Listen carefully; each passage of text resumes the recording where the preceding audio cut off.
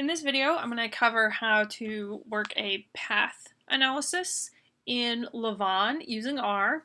And these examples are from the Buchanan book, Latent Variable Modeling in R. I'm using exercise 2.2 and 2.3 from his book for this particular example.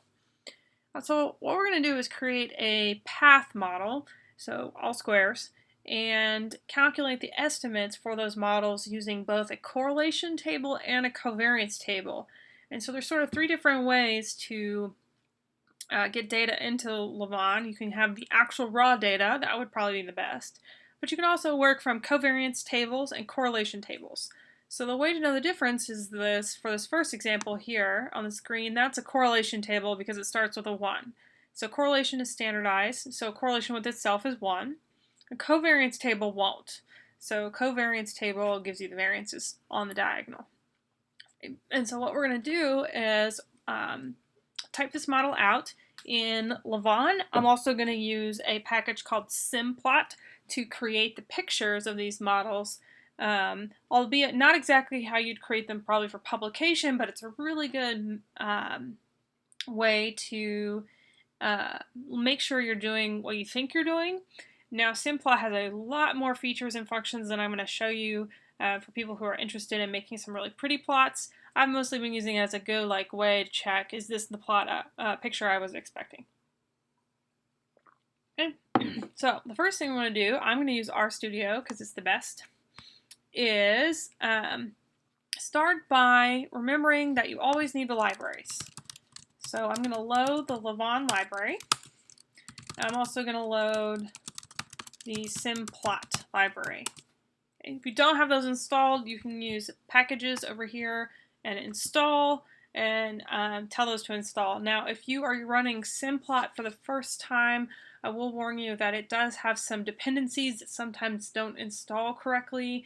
The first thing I tell you to do is update R and then update RStudio and try and install them again. And then look at the error codes. So sometimes you have to reinstall Coda. Sometimes you need to make sure you have Xquartz if you're on a Mac. And so it has some goofy moments, but generally you can get those solved by Googling the error message it gives you, and you're usually missing something that it needs to work. Okay, so that aside, first rule, always load your libraries. So we're going to use both of these libraries, and that's where I'm going to start. So what's the next thing I have to do? Word document here. So this is a correlation table of the data from his book, and it's got 18,058 people, so a ton of observations. And I've got 5 variables in the correlation table. So I'm going to save you from watching me type this whole thing out, but I will tell you how it's done first so that you can see how it works. So I'm going to type it over here. And the correlation table, I'm going to call it data.core. Thank you, Word, for capitalizing, to know that it's a correlation table. And the code in lavaan is LAV for lavaan underscore matrix. So we're going to create a matrix underscore lower to full. And that is the function that we're going to use. And if you're looking at his book, in this first printing, it just says lower to full. That will also work, but I'll give you a grumpy message saying that it's been depreciated. So if you want to use a code that will probably continue to work, lav underscore matrix underscore lower to full. The next thing you do is you need to concatenate all this data. So we're going to use the C function because it needs to be a vector of data in this function. And then the way you do this is you only type the lower half of the diagonal. So the first, essentially, this is the diagonal here. So here, oh, it's going to be unhappy with me clicking on that picture, right? And then I want to enter only the lower half, because what lavaan's going to do with this code is give me both halves. And so that's the lower to full, right? So the lower half to a full matrix. You could also type the whole matrix, but that would be kind of slow. So I've got 1, and then I do 1, 7, 8, right? So here, and then I would do 1 here again. And then I would continue, so 0.23, if I can type. Okay. And then 0.327, comma, and then 1 again, and 0.106. So you see how I'm going across here, but I'm not typing all the way across. I'm just basically going until I hit the 1. And so I'm only typing the lower half of the diagonal. 0.721, 0.178, and 1. Right. Now copying and pasting from Word does not always work, so I'm going to copy this from somewhere I know it will work. But that is the exact same code I'm about to cut and paste over here into Studio. There we go. So I'm going to import that correlation matrix, and you'll see that it's the same code, lower to full, and then I've got all my numbers across here. So what that does, and the great thing about Studio is now I can click on this and view it, is it creates me a full table, correlation table, by only typing the lower half. So if you had 30 variables, you are going to take a while to type all this stuff in. Might I suggest Excel? But then I don't have to type both sides. So I wouldn't be typing a 30 by 30 matrix. I'd be typing the lower half of a 30 by 30 matrix anyway. Okay, so what next?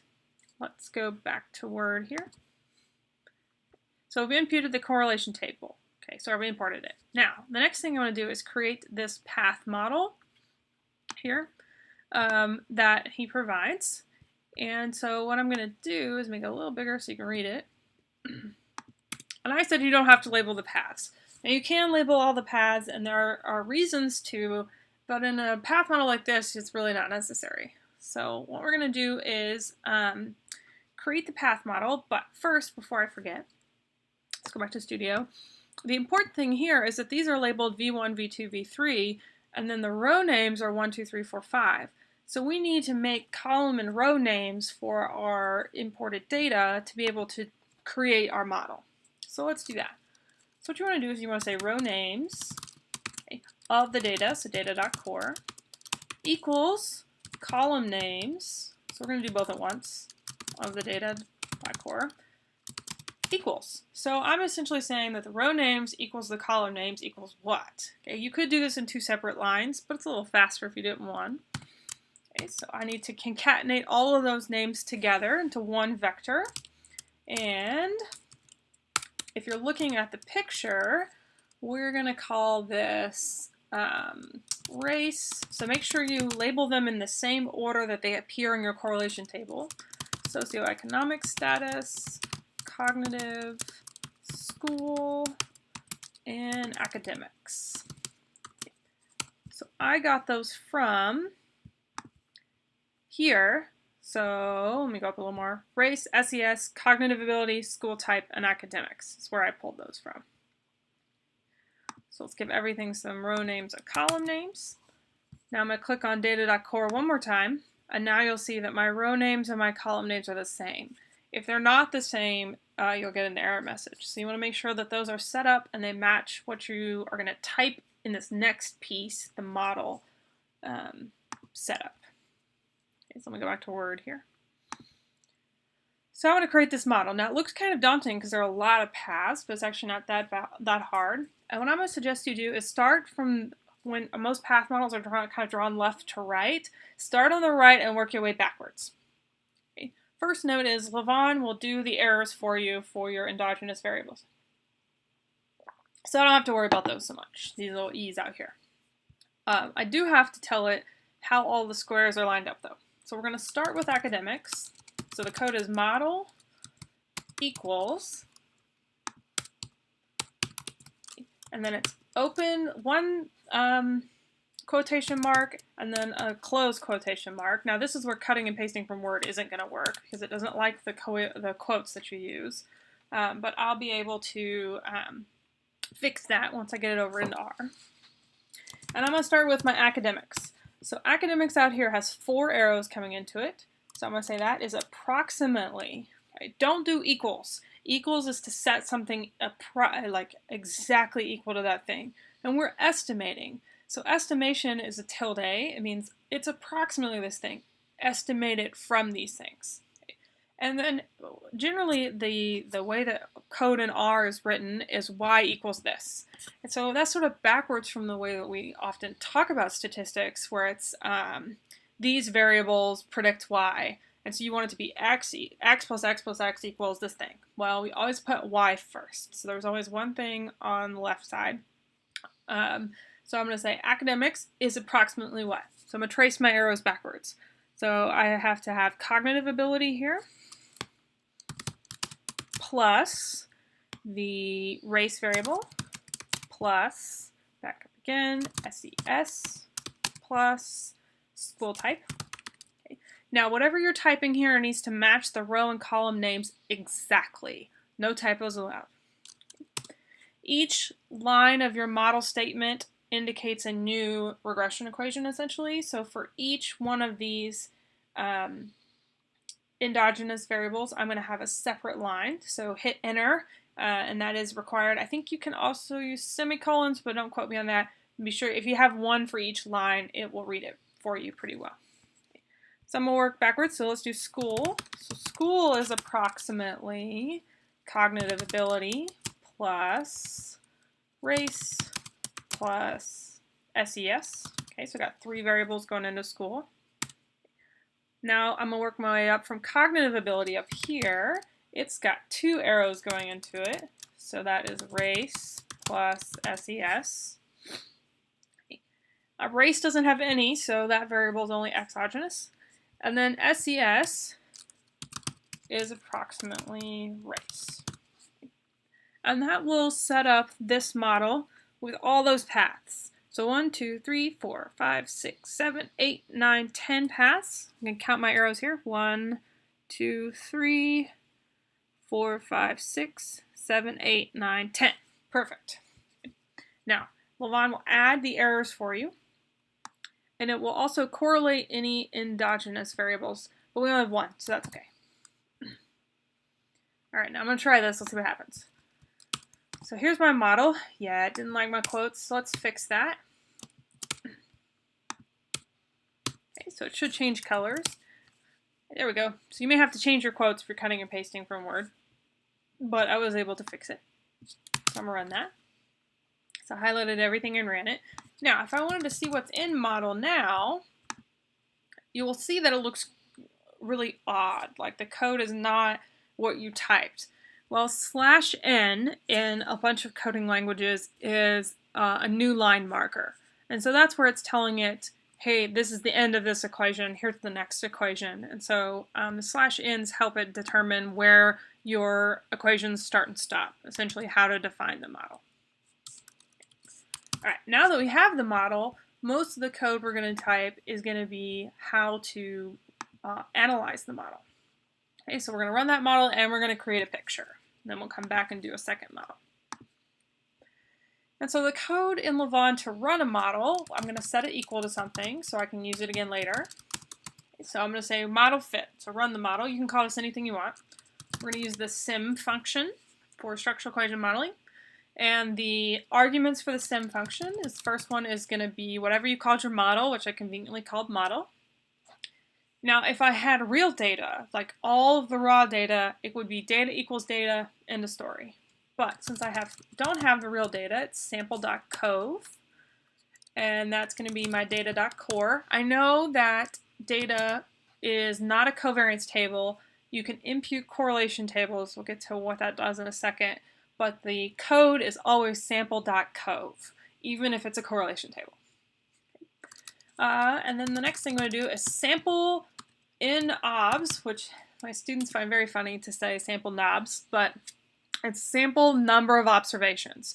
So it's a sample covariance or correlation table, sample how many people are there. So, because that is not built into a correlation table. It's 058. And then that should run, and it's amazing how fast that is. Look at how quick.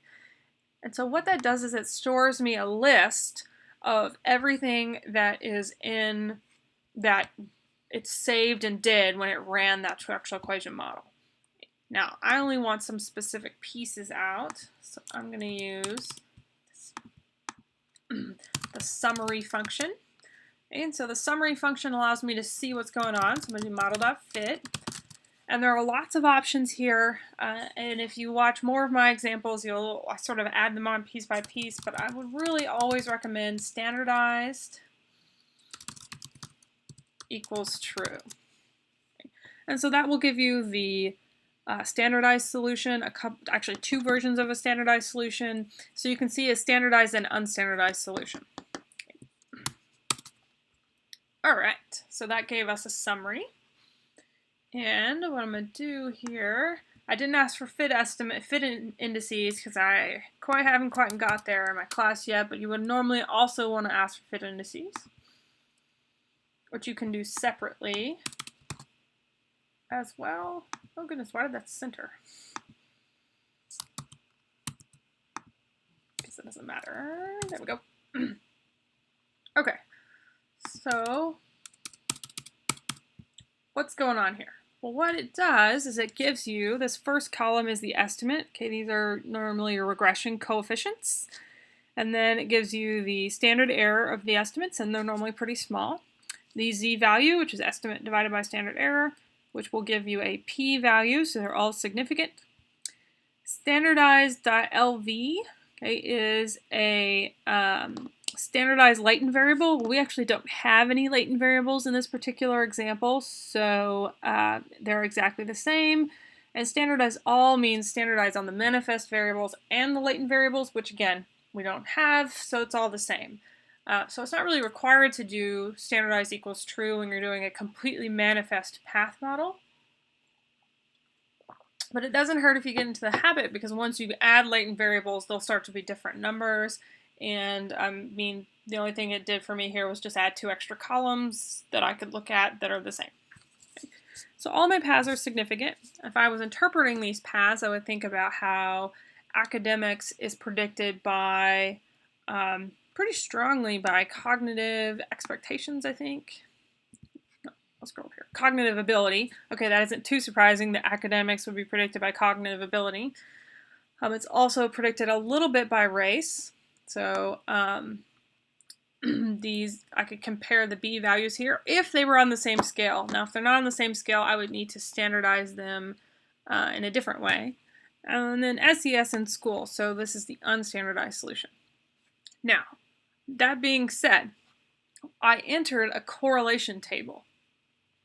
If you enter a correlation table, this is essentially the standardized solution because correlations are already standardized. And so these are now on the same scale because I entered a correlation table, right, instead of a covariance table. And so if you want a truly unstandardized solution, you need a covariance table or the raw data. If you enter a correlation table, it ends up being standardized because the data is already standardized. So I could compare these directly and say that academics is mostly predicted by cognitive ability, which isn't too shocking. But school... Why keep we doing that? Scroll up. School type here is heavily predicted by socioeconomic status. So it might be that the higher socioeconomic status, the more likely you are to go to a private school, that sort of thing. All right. The other thing that you'll get is the variances for each of these questions. So these are the error variances for those questions. All right. Now, let's make a picture of the unstandardized estimates. So that gave me my summary. There are lots of other options that we can use, like fit measures. But in this particular example, we're just going to make pictures. So the code for that is semPaths. That is part of semPlot. And so it gave me all these different options. And like I said, there are a bunch. But let's just make a very simple picture. Start simply. So it's the name of the stored list. So this is not the model. This is the stored structural equation list that we created a minute ago. And then I found the most efficient way to get the numbers on there is what labels. Okay, be sure to notice that the L is capital in what labels. And we're going to do PAR. Okay, the other option is STD for standardized. And then layout. And you got a couple of options for layout. Tree is one of the first ones. Okay, it's tree, spring, circle, circle 2, and tree 2, I think. All right. so let me run that. And then I've got my model here. Again, it doesn't draw it the way that you would have expected it to be drawn. So what I have done when I use this code is I just sort of cycle through the different layout options until I get one that I kind of like so that I can read. This one's a little better because it's more of a star and less of a hierarchy diagram. Tree works really great for confirmatory factor analysis. But I can look and make sure all my arrows are going into the right boxes. So race should predict everybody, and it does. Academics should have 4. And so each one of these little paths is the parameters that you saw in the summary statement. And then these little double-headed arrows out here are variances. Okay, so those are my error variances, which is how this program denotes them instead of making them a separate little circle. So that's also a common way to draw these things. Okay. All right, so that would be the plot that you would include for this particular class assignment. Okay. Now let's try a different one. And we're going to try something with an indirect effect. Okay, so kind of like a mediation model. So this is the little model here, and the first thing we're going to do is input the data. So we're going to do data, this time .cov, because it's a covariance table. It's that same code, so lav underscore matrix underscore lower 2 full. Oops, not equals, open parentheses, and then C, and so I'm going to type in all of the lower half of the matrix. Okay, so 84.85, 71, 28, 140, keep going across. You add 1 as you go across. These are a little harder because they don't have the 1s on the diagonal. But you don't want to type the whole table or it will have a fit, essentially. So we're only typing the lower half. Oops, 84.54. Let's try again. Okay, and 139.48. Close. See if it'll let me copy this over. So this is example 2.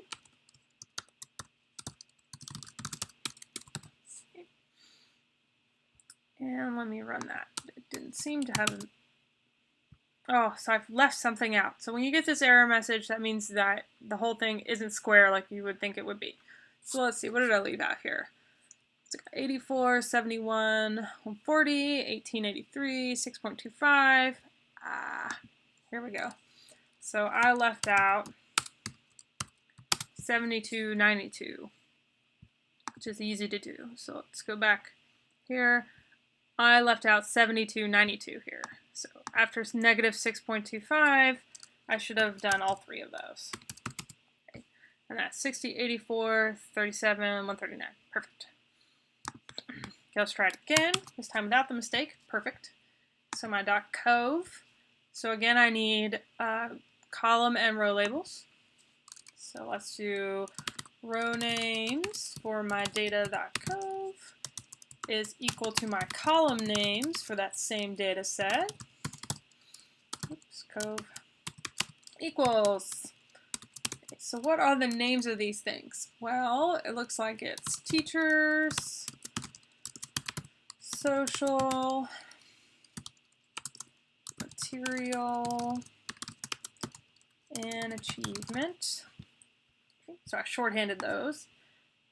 But if I look here, it's teachers, social climate, material covered, and student achievement in order.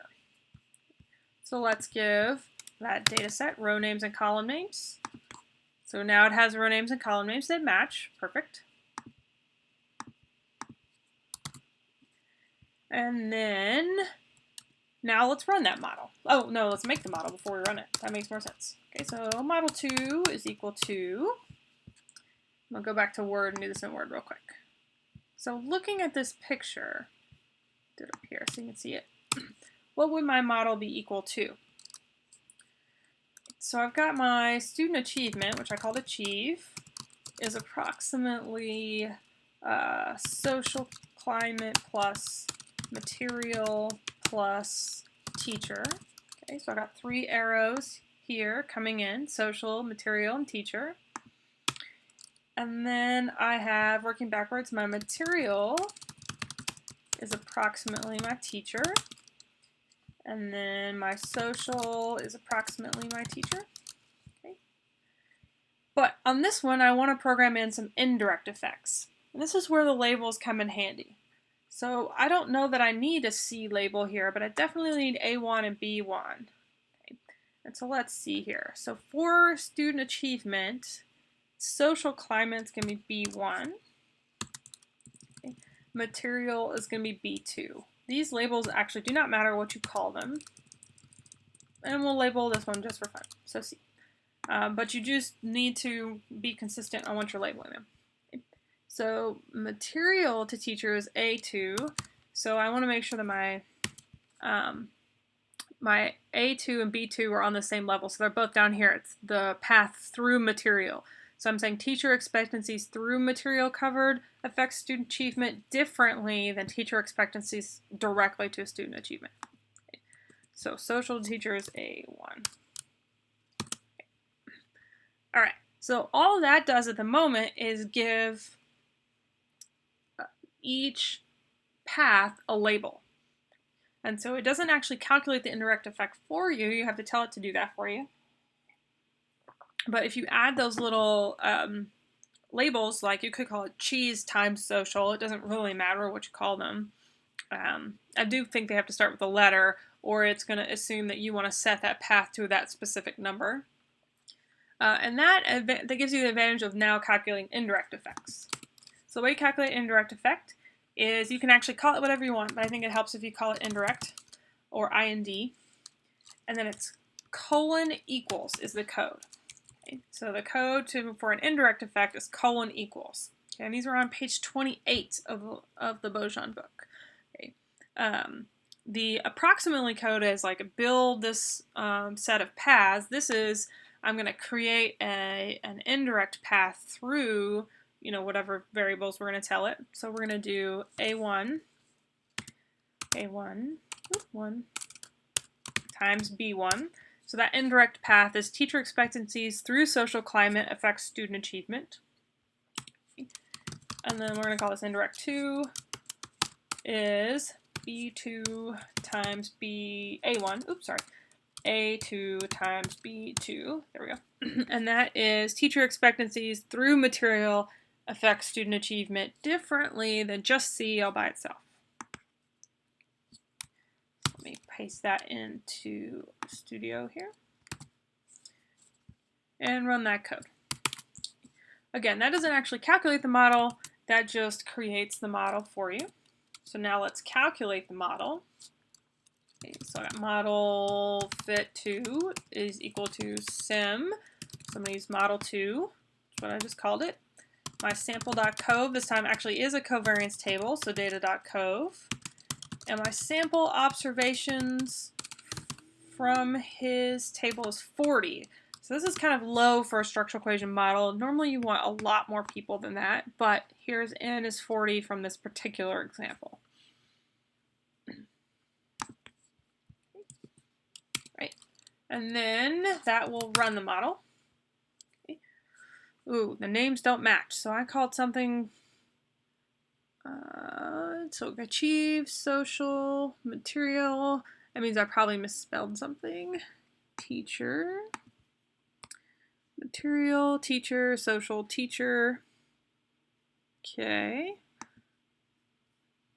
So it turns out that I can't spell achievement. So here's this problem. Achieve is misspelled in the row names. So let's run that.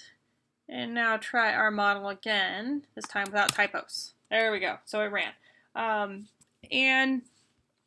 It actually tells you down here, found these names, expected these names. I forgot to look at the error, but generally when you have row names don't match, that means you've misspelled something and they don't line up. Okay, so I've got my model. Now I want to see a summary of it. So summary is model fit2, and let's do standardized equals true. And now we'll truly be able to see both. All right, and so this time we've got the covariances, so this is technically an unstandardized solution, and then the standardizing on the latents is still not useful for us because this is a complete path model, but it won't hurt to look at it. Okay? And then I can see that all of my paths, my path from social to achievement is significant and material to achievement is significant, but my teacher path C is not. If this were a mediation model, I mean it is a mediation model, that actually is good because you want your direct path to be non-significant in a mediation model in a perfect world. But as it turns out, my path from teacher to material is actually not significant either, so that's not good for us. But social to teacher is. I have my variances for my endogenous variables. And then out here, my indirect parameters. So this is calculating if there's an effect going through those variables. So my first indirect, I'll have to go back and look here, is A1 times B1. So teacher to social to achievement was significant. Okay, that is a significant indirect effect. My indirect 2 was A2, so teacher to material to achievement was not significant. Okay, so that is not a significant indirect effect. Right. And then the last thing, let's create a picture. So semPaths, you want your saved model from lavaan. Okay. We're going to do what labels equals par for parameter, and then layout equals, let's try tree and see what happens. Okay, no, not the best. Let's see what spring looks like. Spring is actually really good. It's just maybe mirrored from what you'd like. There are other options too, like circle. I don't know if I like circle so much. I'd probably stick with spring. There's also a circle 2, which moves it around slightly. So I'd probably stick with spring right now until you learn how to be more specific with it. This would be a picture of that mediation model. It does not show you the indirect effects on the model like you would normally expect to see. You might have to add those yourself. All right, so spelling and errors aside, that is how you would program a very simple path model and a mediation model in SEM using lavaan and semPlot.